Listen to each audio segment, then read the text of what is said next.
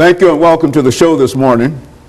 The topic this morning is Boko Haram and instability in West Africa. And of course we have to talk about Boko Haram and instability in West Africa, Dr. LMadu, who has given us excellent information not only in reference to terrorism in West Africa, but information relative to what is going on in the Middle East, in South America and other areas. And of course, Dr. LMadu, let me welcome you to the show this morning and to tell you again how delighted we are to have you, and at the same time to be made aware of some of the things that you bring to us. As I've said on a number of occasions, it appears to me that you have the information that nobody else has, and so we're glad to have you to talk about Boko Haram this morning. What do we mean, Dr. LMadu, when we talk about Boko Haram?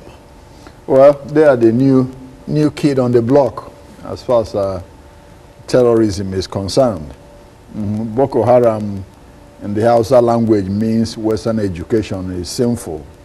You know, their name sounds ironic because apparently all the bombs they use and all this is made by Western technology. So they're against Western education, but they use Western technology to kill folks. That's correct. Oh, very good. Okay, Boko Haram. That's correct. They're using Western technology and drive the scooters and cars and all this that they use for their bombing. So that's what's funny about it. In the mid-1990s, that group started in a place called Borno, in the northeastern part of the country. Borno state shares borders with Chad Republic in the north. It was led by a guy called Ibrahim Yusuf.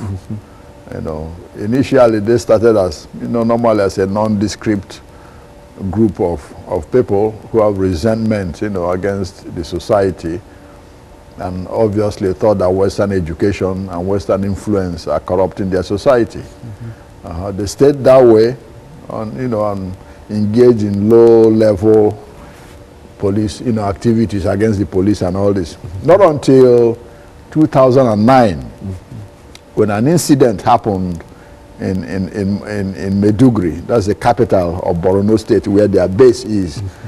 Ostensibly, the police stopped some of their members and said, well, we have a law here that you have to wear helmets while driving motorcycles. Well, they resisted and started shooting, with the police. And that created an incident that the federal government of Nigeria had to send in the army, to crush the... It was that important, that significant, exactly, that large, exactly, that fearful. That's correct. It was that rough that the federal government had to send in the army to crush them. In doing so, hundreds of their supporters and members were killed. Their leader, Mohammed Yusuf, was captured by the army, handed over to the police, who executed him without, taking him to court. No questions asked, summarily executed him. Then that drove them underground, and they started plotting. Since then all of a sudden, they started bombing everywhere. They've bombed the United Nations headquarters, last year. They bombed the police headquarters itself, the same time, almost the same time.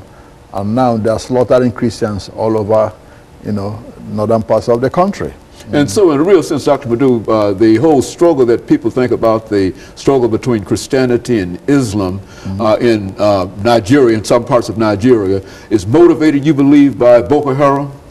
Well, Boko Haram is feeding into, that problem. Already a system that already existed. Exactly, it's feeding into it successfully, one might say, unfortunately. What has happened here is that Boko Haram, says, well, we want an Islamic state all over northern parts of Nigeria. We want secession from those heathens and non-believers called Christians. We want our own country, But then the federal government says we can't do that. We can't compromise on, one country, or Islamic republic all over the country. So now we're at a deadlock. What do, with them?